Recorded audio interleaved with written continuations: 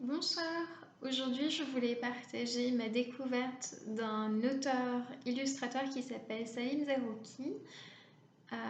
Il est algérien, il a fait une école des beaux-arts à Alger. Il s'est lancé dans une carrière artistique dans le monde de la publicité, mais ça fait quelques années maintenant qu'il vit en Tunisie et qu'il se consacre à la bande dessinée. Salim Zarouki, il se considère comme un grand enfant. Mais pourtant, je trouve qu'il a un regard bien aiguisé sur le monde qui l'entoure. Euh, je l'ai découvert en me promenant dans les rayons de la FNAC et mon regard a été attiré par la couverture et le titre de sa BD, Comment réussir sa migration clandestine. Alors, ça a attisé ma curiosité parce que je trouvais que le titre était rigolo et aussi parce que je m'intéressais particulièrement au thème des migrations et notamment des migrations d'Afrique du Nord. Donc Salim Zarouki, il s'intéresse beaucoup aux migrants d'Afrique du Nord et d'Afrique subsaharienne. Et en fait, il dénonce surtout les, les difficultés de franchir les frontières de l'Union européenne, de l'Europe. Euh, et il a raison. Donc j'ai discuté avec lui puisque nous nous sommes rencontrés en personne et j'ai beaucoup aimé les échanges que nous avons eus. Euh, c'est vraiment quelqu'un de très gentil en plus de ça, de très sympathique. Donc c'était beaucoup de plaisir de pouvoir le rencontrer.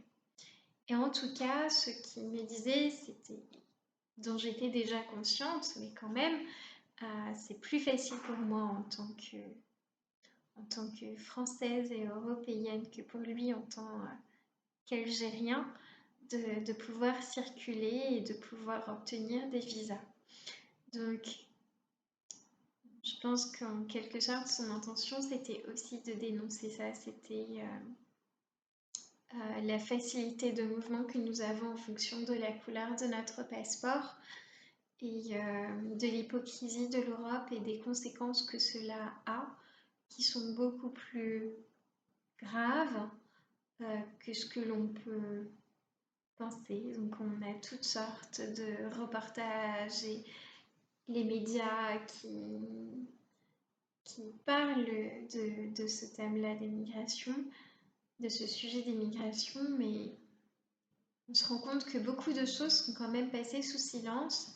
Et Salim Zarouki, il n'a pas froid aux yeux parce qu'il en parle dans son œuvre et c'est très perturbant par moments, mais c'est la réalité et je crois que c'est ça qui fait que cette BD est d'autant plus remarquable et d'autant plus importante.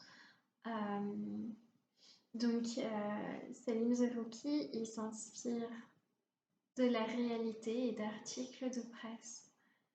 Et il peut paraître comme provocateur, mais en réalité, non, il ne parle que de choses qui nous dérangent, dont on ne veut pas parler, qui nous sortent de notre zone de confort.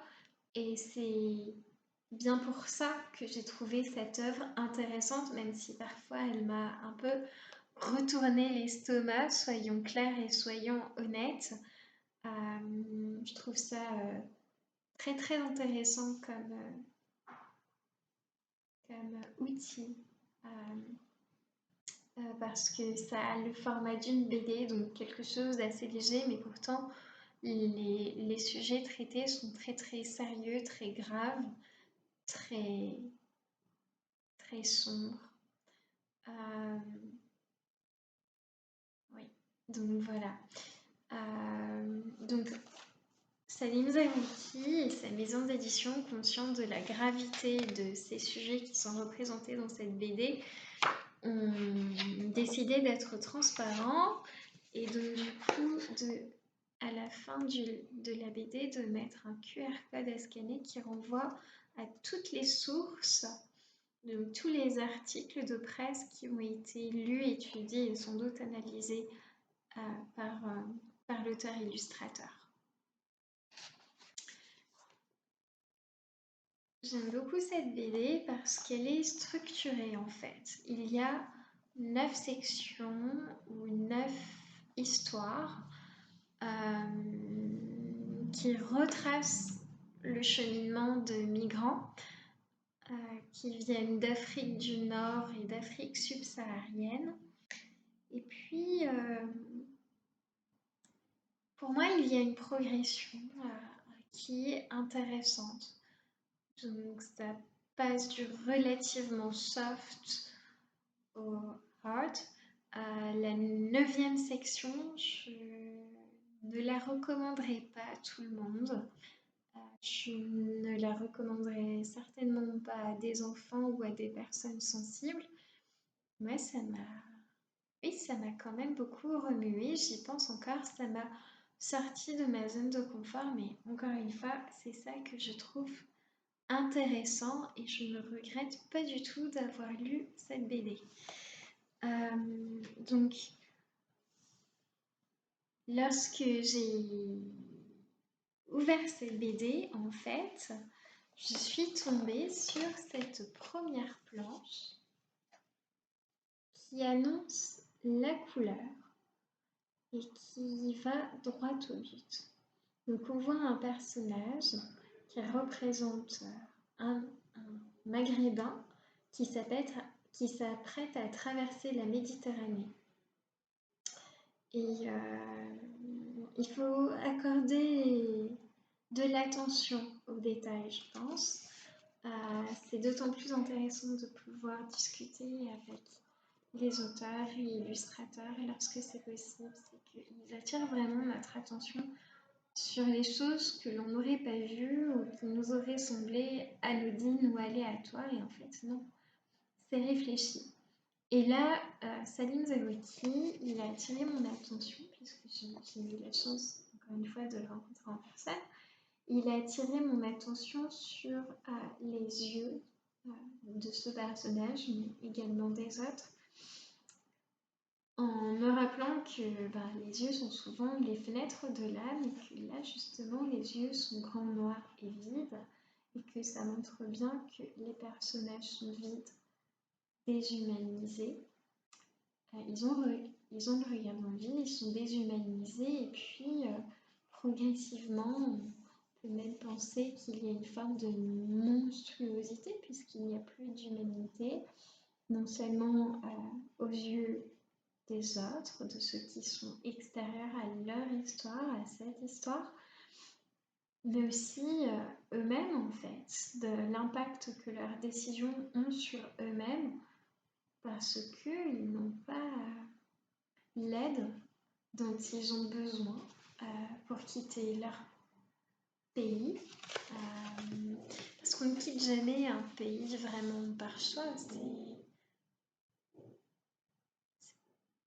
pas toujours par plaisir qu'on quitte un pays, sauf si c'est pour le tourisme ou vraiment des occasions professionnelles ou familiales qui sont vraiment bien. La majorité des personnes préfèrent être chez eux.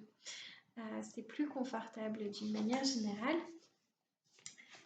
Mais bon, ils n'ont pas le choix de prendre des décisions graves parce qu'ils n'ont pas de facilité pour voyager. Et donc là, ce personnage, on voit aussi là le petit détail, il est dans sa cuisine, attablé avec son petit verre qui est vide et la bouteille d'eau. Et dans la deuxième vignette, il y a un zoom sur l'étiquette de la bouteille qui indique l'eau de mer et le verre qui est rempli. Et on comprend que le personnage, le migrant potentiel, se prépare à la fois psychiquement mais aussi physiquement et qu'il se prépare à ce voyage qui est la traversée de la Méditerranée, qui est un voyage extrêmement périlleux. Donc il y a un clin d'œil du coup à la possibilité de noyade, puisque malheureusement la réalité fait qu'il y a énormément de noyades tous les jours de la part de ces personnes-là. Et on retrouve leur corps sur les plages, etc. Donc c'est dramatique et c'est ce que dénonce donc grâce au second degré Salim Zerroukhi.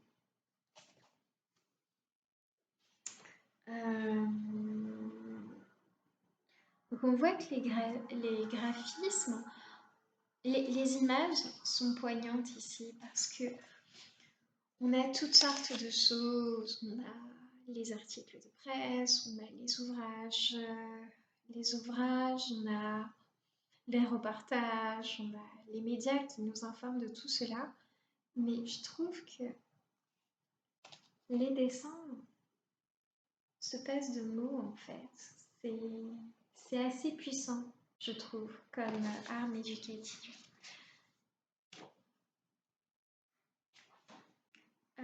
Donc cette première section, elle permet d'illustrer, de représenter différentes scènes où on voit donc les potentiels candidats à la migration qui se préparent. Et puis à partir de la deuxième section,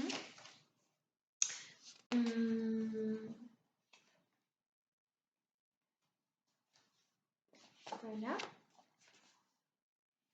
on a, ça se présente un peu comme une série télévisée ou de la télé-réalité. Il y a le titre The Migrants, Seul au monde. Donc, moi, ça me fait penser à Koh-Lanta. Salim Zerroukhi m'a dit qu'il s'est en partie inspiré de la série, je crois, je ne la connais pas, mais il me semble que c'est The Island. D'où le petit clin d'œil, Seul au monde.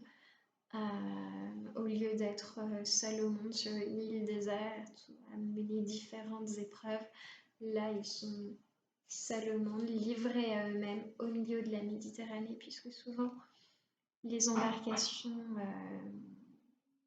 que les passeurs mettent à disposition de ces personnes sont en mauvais état, donc régulièrement les moteurs tombent en panne au milieu de la traversée. On peut voir dans les reportages qu'il y a des embarcations qui coulent, etc.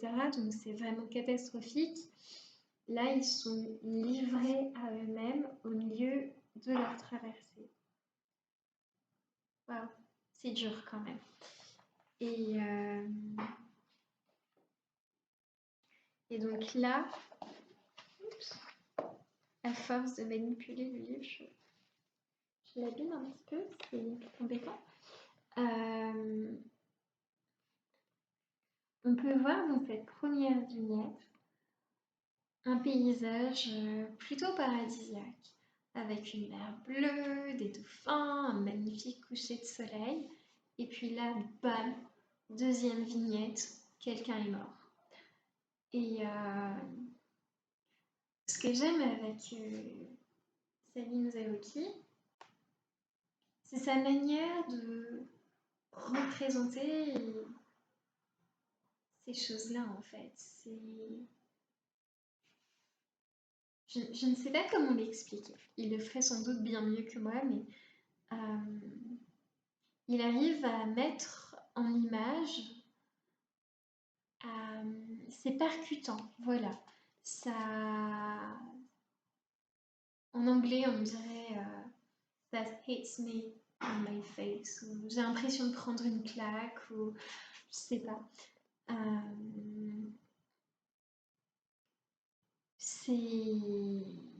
Oui, il arrive à mettre le doigt sur les choses les plus importantes, peut-être passer quelque chose d'anodin et bam, il nous renvoie la réalité en pleine face. Donc, ce migrant-là,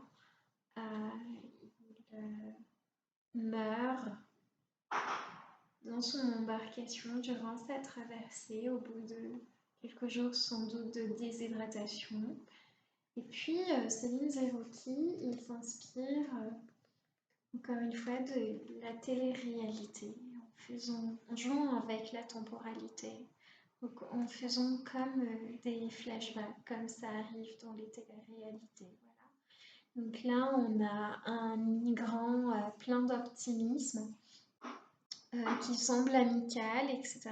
Et puis dans la vignette suivante, on le voit mis en mer, abandonné, il est peu comme évincé, un peu évincé de la compétition en fait, sélection naturelle, je ne sais pas comment on peut dire tout ça. Je pense qu'il y a plein d'idées qui sont renvoyées à travers ces images. Et puis aussi, Céline Zerouki va mettre en lumière les tensions qu'il peut y avoir entre les migrants, notamment les divergences d'opinion ou de croyances, surtout lorsque les candidats sont sous tension, etc. Donc j'ai trouvé ça très intéressant. Dans les 7 autres sections, donc, on parle de racisme, voyeurisme, et d'ailleurs, en parlant de voyeurisme,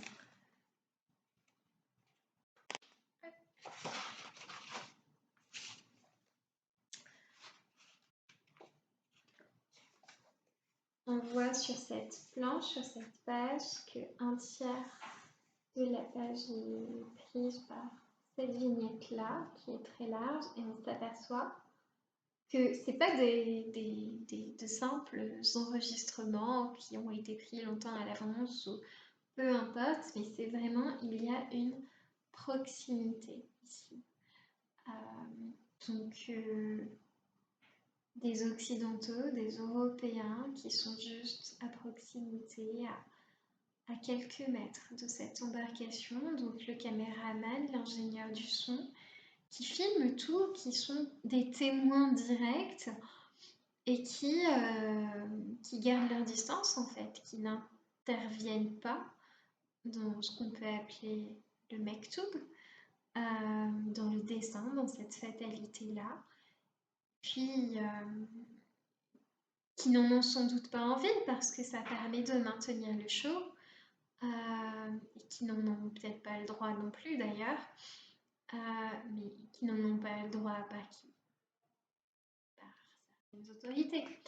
Donc, qui sont en tout cas des témoins directs de tout ça. Mais Salim Zerouki, finalement, il dénonce notre propre voyeurisme.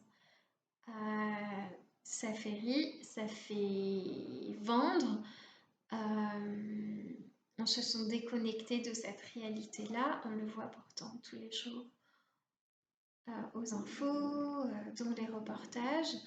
Et on est impuissant, ou on ne veut pas s'en mêler, ou on ne se sent pas concerné, ou on a toutes sortes de choses, mais vraiment, ça dénonce notre hypocrisie parce qu'on va pleurer, on va dire oui, les pauvres migrants, c'est pas normal, nan, ça fait mal au cœur.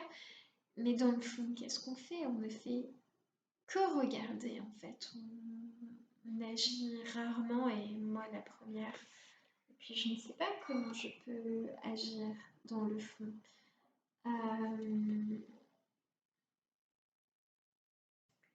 Mais c'est intéressant. Ça dénonce vraiment l'hypocrisie de l'Europe. Et voilà. Et donc du coup, comme je le disais un peu plus tôt, Salim Zerouki, il dénonce toutes sortes de choses qui nous mettent hors de notre zone de confort, qui font qu'on se sent mal en fait, qu'on se sent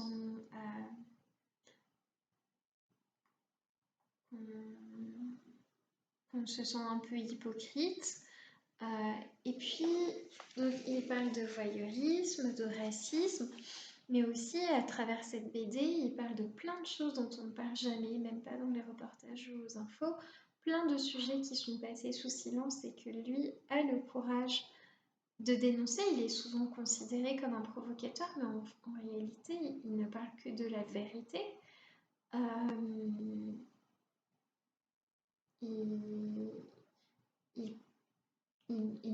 que sa maison d'édition lui avait dit qu'il était un peu fou, qu'il inventait des choses et tout, et qu'il avait dû prouver ce qu'il avançait dans sa BD à travers donc ce que j'ai dit un peu plus tôt. Donc il a mis les preuves auxquelles on peut accéder à travers le QR code. Mais donc il parle du trafic d'organes, ça on est un petit peu conscient, mais c'est choquant quand même.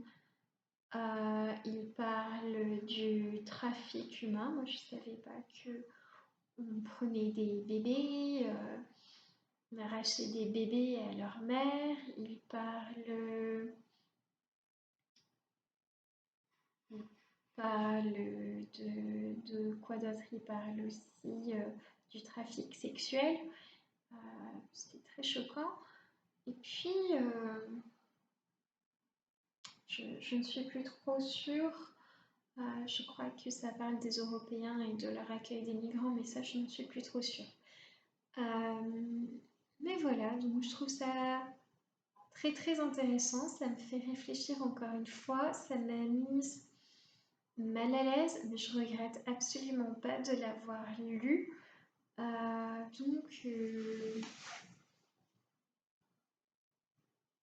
Donc voilà, donc je recommande cet ouvrage, mais pas à tout le monde, probablement pas aux enfants.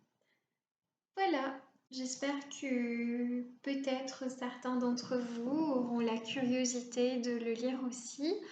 Moi, je l'ai lu en 1 heure, je crois, vraiment. C'est avec il y a cet humour noir. Enfin, le format du livre, en fait, est assez plaisant. Il faut aimer l'humour noir. Il faut accepter d'être en dehors de sa zone de confort pour réfléchir davantage sur le monde qui nous entoure, être honnête envers nous-mêmes, notre rôle peut-être indirect dans cette situation, et puis peut-être que cela va nous pousser à agir d'une manière ou d'une autre. Voilà, bonne soirée, à bientôt.